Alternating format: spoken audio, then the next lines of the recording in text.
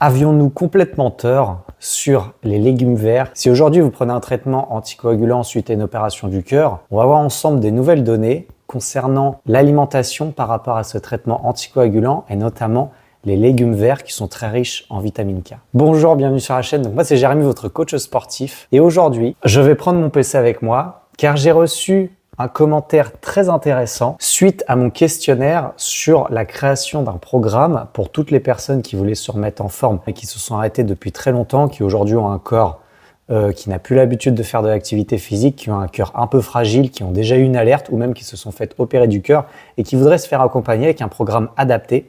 Donc d'ailleurs, si vous n'avez pas encore répondu à ce questionnaire, je vais le mettre en description. N'hésite pas à y aller. Moi, ça me donne des informations.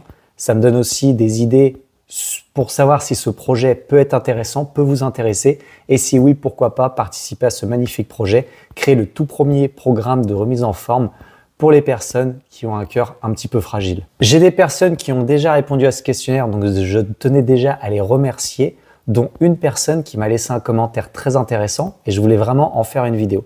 D'ailleurs, cette personne n'a pas laissé son adresse email alors qu'elle est probablement intéressée pour avoir plus d'infos, donc si elle veut me contacter, elle peut me contacter en message privé, soit sur mon site internet ou soit sur les réseaux sociaux comme Instagram, Facebook, au nom de Jérém Coaching. Voici son commentaire. Petit commentaire pour l'alimentation avec les anticoagulants car on entend vraiment tout et n'importe quoi. Les légumes verts font varier fortement l'INR si tu n'en manges pas souvent car ton corps n'a pas l'habitude d'avoir un apport important de vitamine K dans l'organisme. Mais à l'inverse, si tu en manges régulièrement, donc plusieurs fois dans la semaine, cela ne fera pas beaucoup bouger ton INR. Alors quand j'ai lu ce commentaire, je l'ai lu à 2 fois, parce qu'au départ, j'étais pas sûr d'avoir bien compris.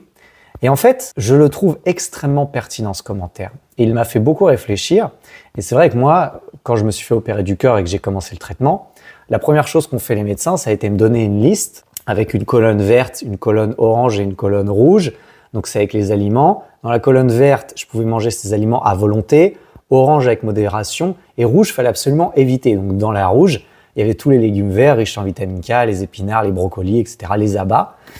Et donc, moi, j'ai suivi cette fiche scrupuleusement. Et donc, je me suis fait mon plan alimentaire par rapport à cette fiche. Et il est vrai que les légumes verts étant riches en vitamine K font varier l'INR si on n'en a pas dans notre alimentation. Mais son commentaire est très pertinent parce que si on adapte la dose de notre traitement en mangeant des légumes verts, c'est-à-dire qu'en fait, on peut en manger sans problème. Néanmoins, le problème, c'est que du coup, on est destiné à en manger régulièrement parce qu'on aura adapté cette dose. C'est pour ça que les médecins le déconseillent. J'ai quand même fait quelques recherches suite à ce message et donc j'ai pu voir des choses intéressantes, notamment que les dernières recherches montraient qu'en réalité, il était plutôt bon de manger des aliments riches en vitamine K, même si on prenait un traitement anticoagulant. Donc pour 2 raisons.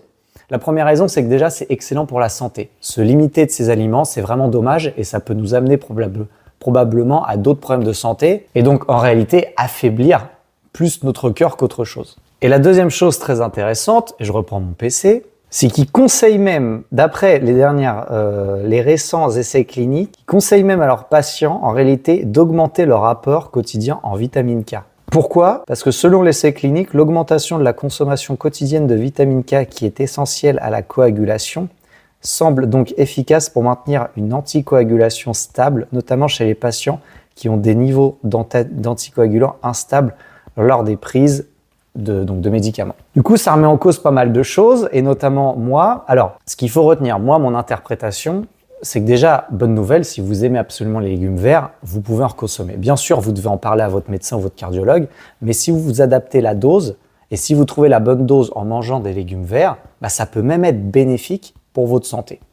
Bon, moi, il est vrai que je dis dans mes vidéos que j'ai éliminé tout ce qui est choux, brocolis, épinards, parce que j'en mangeais déjà très peu avant, en fait. C'est pas des aliments que j'aime beaucoup. Et donc, ça m'a pas dérangé de les éliminer de mon alimentation.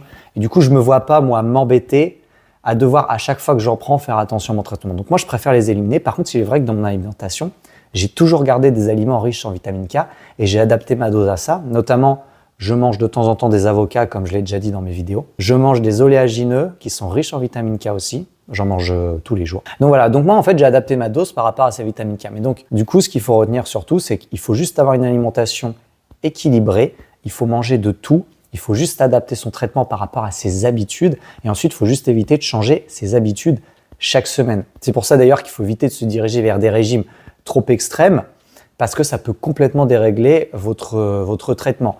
J'ai lu des témoignages de personnes, notamment qui du jour au lendemain étaient passées à des gros jeûnes ou à des gros régimes cétogènes sous traitement, qui ont eu des gros soucis par la suite parce qu'ils avaient complètement déréglé leur traitement.